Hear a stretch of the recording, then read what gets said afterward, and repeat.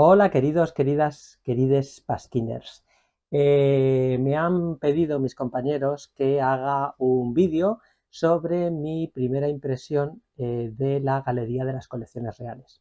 Como muchos sabréis, yo resido cerca de la capital del reino, cerca de la ciudad de Madrid, y he aprovechado los días que ha preparado Patrimonio Nacional en la inauguración de esta Galería de las Colecciones Reales, en los que ha puesto entradas gratuitas durante 4 o 5 días, y en uno de esos días fui a visitar la Galería de las Colecciones Reales.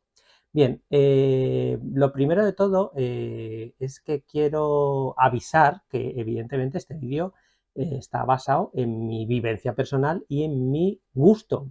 Y como hay gustos para todos, pues evidentemente pues, habrá gente que esté de acuerdo o no conmigo, y me encantará establecer un precioso debate, ¿no? Eh, lo primero de todo es que creo que ha quedado un museazo, es decir, es un sitio que merece la pena ir a visitar. Independientemente de las cosas que me han gustado menos, creo que es muy interesante la reunión de piezas que hay ahí. Y sobre todo me parece muy interesante porque, como bien sabéis, esto es un proyecto larguísimo. Y caía en la tentación, sobre todo en el plan museográfico anterior, en el plan museográfico con el que se iba a haber inaugurado en 2016, fijaos, en 2016 se iba a haber inaugurado, con un plan museográfico donde la sensación es que iban a desvestir sitios de patrimonio nacional para vestir este museo. Y la sensación con la que yo he visitado esta Galería de las Colecciones Reales es que no han desvestido patrimonio nacional, es decir, han cogido piezas seleccionadas, pero piezas que en los lugares de orígenes o no se veían tampoco demasiado bien.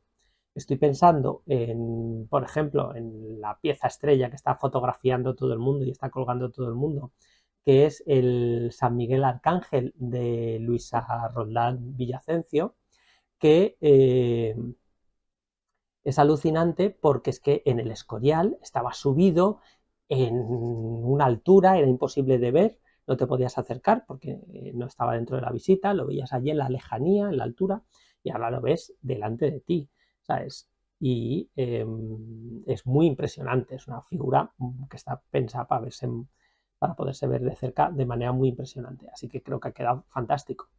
Dicho esto, y no quiero perderme por las ramas, os voy a contar primero lo que más me ha gustado y luego lo que menos. Bien, lo que más me ha gustado fundamentalmente, por un lado, son esa colección de piezas que han llevado, porque hay piezas muy buenas. Es decir, simplemente ya por poder ver el Caravaggio, el Velázquez, los Berninis, los Giordanos, mmm, los Rigaud, los Goya, solo por poder verlos así de cerquita, bien expuestos, ya merece la pena. Quiere decir que tienen pieza, los tapices, a quien le gustan los tapices, que a mí me gustan menos, merece la pena. Es decir, lo fuerte de esta galería son sus piezas, son piezas además de altísima calidad. Y además que está muy bien hilado el discurso, mezclando artes que, es decir, no es un museo de pintura, no es un museo de escultura, no es un museo de artes decorativas, es un museo de todo, ¿no? Es decir, va explicando la figura, ¿no?, de cada rey, porque está ordenado de una manera, lo diré de una manera muy interesante, por reinados, con piezas de diferente índole. Pues os podéis encontrar desde un libro, un tapiz, un botijo, una porcelana, hay de todo. Y eso está muy bien, porque eso, los grandes museos de pintura, pues adolecen de eso, por ejemplo, ¿no? O un museo de escultura. Es un museo más con piezas de más diferentes tipos, lo cual creo que es una línea muy interesante, es su punto fuerte. Las piezas y luego la museografía, porque como estamos acostumbrados a esa museografía muy tradicional de patrimonio nacional, que en el fondo es que tampoco pueden tocar mucho porque son reales sitios, ver expuesto con unos criterios de museo piezas importantes, pues creo que también es un must. está muy bien, ¿no? Ahí es algo que le da valor añadido. La museografía es una museografía adecuada, ¿no? Es decir, muy sencilla de leer. Básicamente hay dos plantas, la planta A, Austrias, la planta B, Borbones. Y el recorrido es cronológico, por reyes, ¿no? Se empiezas anteriores a los reyes católicos, que hay poquito, y luego ya reyes católicos, ¿no? Austrias, por orden, y luego Borbones. Bien, me parece interesante. ¿Cuál es la carencia museográfica? Que no tienen el mismo peso todos los reyes, evidentemente, eso también es lógico, pero creo que ha quedado un pelín descompensado. A mí me parece que es mucho más potente la zona Austria que la zona Borbón. También a lo mejor por gusto personal, que ahí... Y creo que en los Borbones ha primado más los primeros Borbones, la zona cercana a ese barroco rococó, que los últimos Borbones. Bueno, que los últimos Borbones no están, ¿vale? El discurso museográfico termina en Alfonso XIII. Entonces, esas son las partes que a mí más me ha gustado, la museografía y las piezas. Ahora voy con lo que no me ha gustado, o lo que menos me ha gustado. No es que no me haya gustado, sino que creo que funciona peor. Lo que menos funciona de todo es el edificio, y eso ahí sí que ya no es culpa de este último planteamiento museográfico. El edificio ya estaba, ya era heredado. El problema fundamental del edificio de Mansilla y Tuñón es que es un edificio que se proyectó en ese momento en el que en España se puso de moda los museos como contenedores, a veces sin contenido, a finales del siglo XX, principios del XXI, siguiendo ese eco del llamado efecto Guggenheim, que también explica mi querido Miguel Ángel Cajigal, barroquista, ¿no? Nuestro pasquinero en este libro que os recomiendo a todos, Otra historia de la arquitectura. El capítulo de los museos me parece que es fantástico y además sirve muy bien para entender muchas de las cosas que le pasa a esta galería de las colecciones reales. Bueno, lo que os decía es que el problema fundamental del edificio es que es un edificio que se construyó con un proyecto arquitectos estrella, ¿no? Así como muy renombrado, arquitectura contemporánea, que tenía que hacer un tour de force con el balcón del Madrid de los Borbones, esa zona en la que está el Palacio Real, la Catedral de la Almudena, y que es tan complicada porque se ve desde el exterior, era una vista como muy reconocible por los madrileños, cualquier intervención ahí debía ser una intervención cuidada, y la solución exterior del edificio me parece que es impecable, es decir, hay gente que le puede gustar más, hay gente que le puede gustar menos, pero ese edificio, ¿no? Con esos grandes pilares largos, ¿no? De color blanco, que recuerdan en cierta medida, ¿no? A mí me recuerda al ritmo del Palacio Real, sobre todo al ritmo de las columnas de orden gigante, que además como es un orden toscano, son así también, muy limpias, casi no les vemos el capitel porque es la mínima expresión de un capitel, con lo cual creo que está haciendo un juego muy interesante con la arquitectura del entorno desde los postulados de la arquitectura contemporánea, como no puede ser de otra manera, porque lo que no tiene sentido es hacer un pastiche. Además, como el edificio se descuelga desde la Plaza de la Armería hacia el Campo del Moro, que es un desfiladero natural que tiene Madrid, por eso el palacio está ahí, porque el Alcázar, ¿no? La ciudad defensiva musulmana, se creó en ese altozano para poder controlar mejor la defensa. Claro, pero eso tiene pequeños inconvenientes. El inconveniente, por ejemplo, es que el Palacio Real, cuando se construyó, el proyecto de Giovanni Battista Sacchetti, a partir de 1736, tuvo que salvar ese desnivel para que el palacio no se cayera, con todo un sistema de bóvedas y rampas que hacen el descenso, ¿no? Hacia el Campo del Moro. Yo creo que el edificio de Tuñón y Mansilla está inspirado en esos proyectos de arcos y bóvedas para sostener el palacio de Giovanni Battista Sacchetti. El concepto creo que es un concepto parecido, ¿no? De cómo ir salvando ese desnivel mediante pisos y rampas. Pero claro, eso genera un problema, y es que el museo está a un gran desnivel, ¿no? Y eso los arquitectos intentaron solventarlo con un recurso que había funcionado muy bien en dos museos muy conocidos. En el famoso Salomon Guggenheim de Frank Lloyd Wright, que sabéis que es un edificio en el que el recorrido expositivo es una rampa que va descendiendo, ¿no? Haciendo como una especie de elipse, y la escalera circular que se construyó en los años 60 en los museos vaticanos para salvar también el desnivel del Belvedere, ¿no? Que igual es una rampa en círculo que va descendiendo. Aquí en este caso estaríamos en una versión moderna o más contemporánea de esa rampa, la cual no es una rampa circular, sino que es una rampa en tramos rectos. ¿No? Entre cada piso hay que pasar 4 tramos de rampa, ¿no? Y hay tres plantas, ¿no? Se empieza en la planta de acceso, donde está el vestíbulo, la planta -1, donde está Austria, la planta -2, donde está Borbones, y una tercera planta para exposiciones temporales y el cubo. Bueno, entonces, a lo que voy, que me despisto. Esa arquitectura, que al exterior creo que tiene una solución interesante, al interior funciona fatal como museo, porque el problema fundamental de todos los edificios que están construidos por arquitectos de renombre para ejercer de museo es que son muy buenas arquitecturas pero muy malos museos, con lo cual se crea ahí un pequeño problema de tensión, porque la gracia de este edificio de Tuñón y Mansilla es que se abrían unas grandes ventanas para iluminar con luz natural preciosa, pero claro, esa luz natural preciosa no sirve en un museo. Las piezas no pueden estar expuestas así. Bien es cierto que el primer proyecto original de lo que iba a ser este museo no iba a ser esta galería de las colecciones reales, era un museo para exponer en una planta tapices, en otra planta objetos decorativos y en la última carrozas. Es decir, iban a ir tapices, objetos de lo que llamaríamos artes decorativas y carrozas.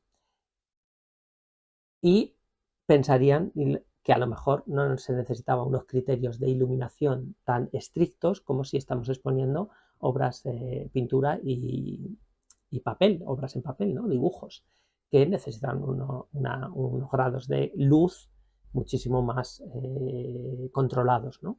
De tal manera que el problema fundamental es que esas grandes ventanas están cerradas. Segundo problema fundamental, todo el lado de las ventanas no es operativo como muro, no hay muro para colgar. Hay estos pilares con hueco, ¿no? Para la ventana, que ese pilar se traduce en la parte superior, es decir, el tejado va haciendo también esa forma de pilar y hueco, y que se lleva hasta la pared del fondo, con lo cual no hay paredes para colgar, no se pueden colgar los cuadros de esas paredes laterales. Entonces, ¿qué se ha tenido que hacer? Panelar todo, es decir, colocar paneles, todo el recorrido, que es un recorrido en U, tú entras en la sala, ¿no? Y haces una U y sales prácticamente por el mismo lado, se tiene que hacer con unos paneles donde se van colgando las piezas y donde se van colocando. Eso genera, bueno, pues que al final el edificio no está cumpliendo la función museográfica, es casi pues es un continente donde luego con paneles se ha tenido que cambiar. Y el otro problema es que tiene los techos muy altos y al cerrar las ventanas la iluminación tiene que ser artificial. Y las piezas, en muchos casos, las piezas grandes sobre todo, los cuadros están muy mal iluminados. Y los cuadros se les proyecta sobre ellos sombras imposibles, ¿no? La sombra de los marcos, todo lo que lleve cristal y vitrina tiene unos brillos imposibles porque la iluminación brilla en el cristal. Entonces la iluminación es un poquito complicada, con lo cual el edificio falla. Y además, para más INRI, el tema de las rampas lo convierte en algo agotador. Es decir, yo recuerdo ese recorrido como algo agotador, acabé exhausto, porque las rampas, sí que es verdad que son rampas suaves, son larguísimas y acabas haciendo un paseo enorme, ¿no? Creo que por ahí funciona relativamente mal. Entonces, problema, ya digo, mala iluminación. Otro problema añadido en esa parte de la museografía, las cartelas. Han puesto las cartelas con una letra que se lee muy mal, tienes que tener muy buena vista, y además las han alejado de las piezas, de tal manera que cuando tú llegas al muro grande, tienes a lo mejor un tapiz enorme y tienes una corona votiva y tal, las cartelas están en la otra punta de ese muro, te acercas y allí están reunidas la cartela del tapiz, la cartela de la corona, que al final tienes que decir, bueno, vamos a ver, ¿esta cartela de dónde es? ¿No? Es un poquito, es incómodo, porque si tú quieres apreciar bien la pieza y ver qué es y volver a la pieza, te tienes que hacer un paseo loquísimo, ¿no? Con lo cual, esa parte también creo que les ha quedado ahí un poquito que no termina de gustarme.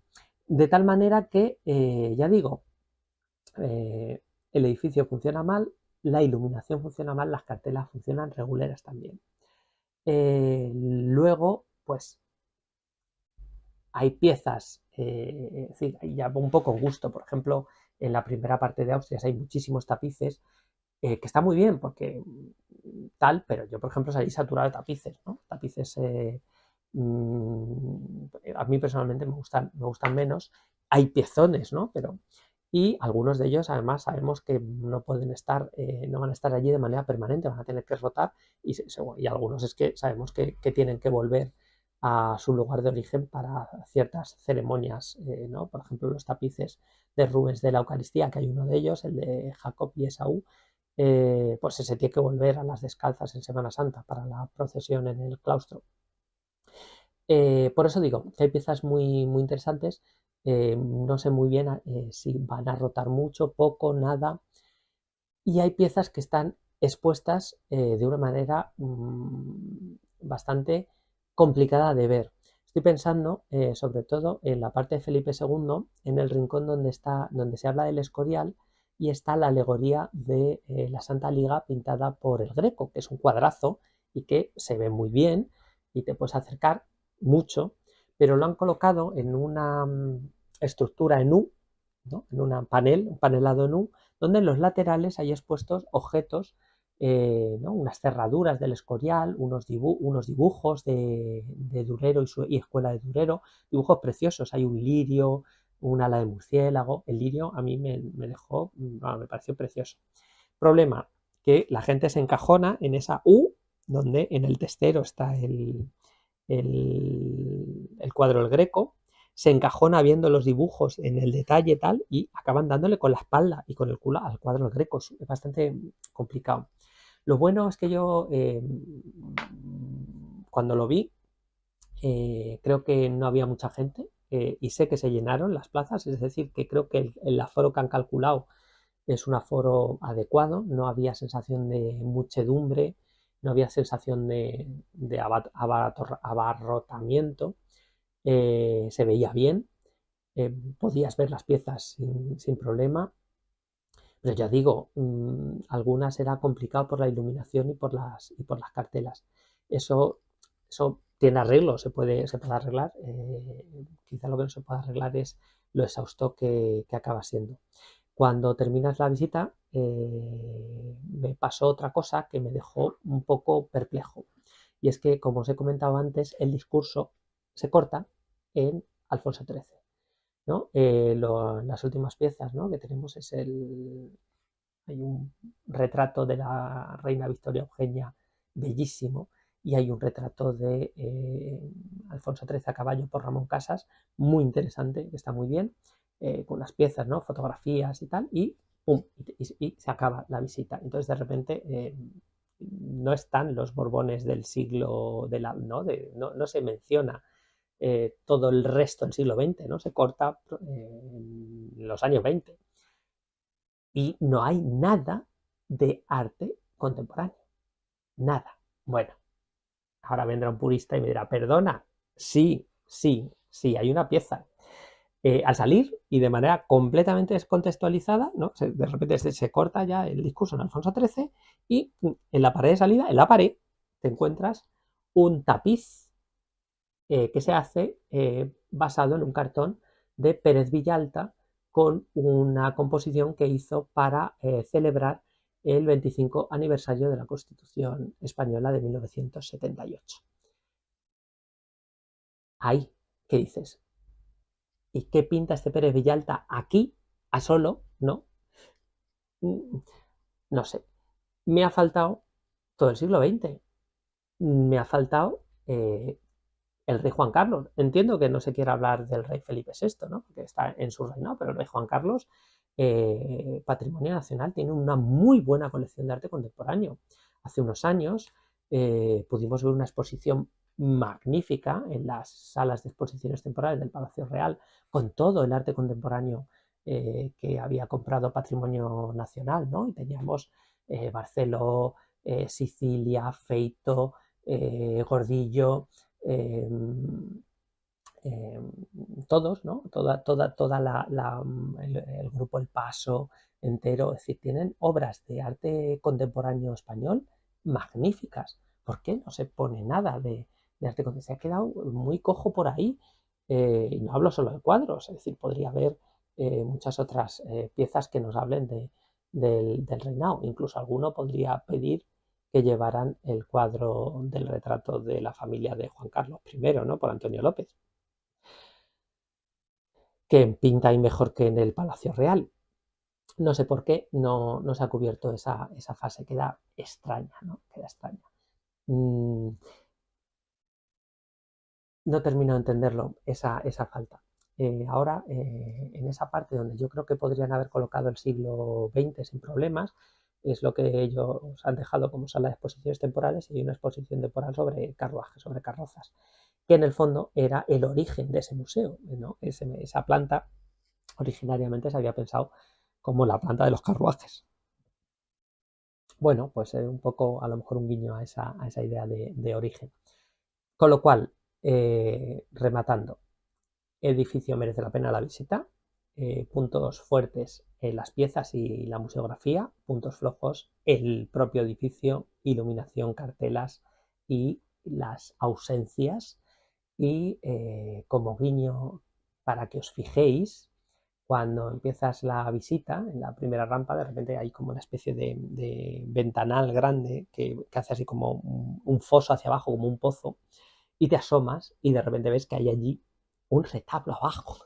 Y cuando vas bajando te vas acercando, vas viendo el retablo, te vas acercando. Es un retablo hecho en madera, según un diseño de Ventura Rodríguez, y era un monumento efímero de Semana Santa que se montaba y se desmontaba. Lo han montado en ese hueco.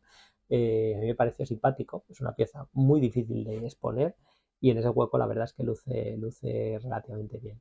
Entonces, animo a que vayáis a visitarlo, animo a que nos respondáis diciendo qué os ha gustado, qué no, y qué podría ser cambiable, y a entablar un debate sobre realmente qué difícil es hacer un museo nuevo, hacer un edificio para museo y que tenga problemas, ¿no? Me parece que es una paradoja tremenda.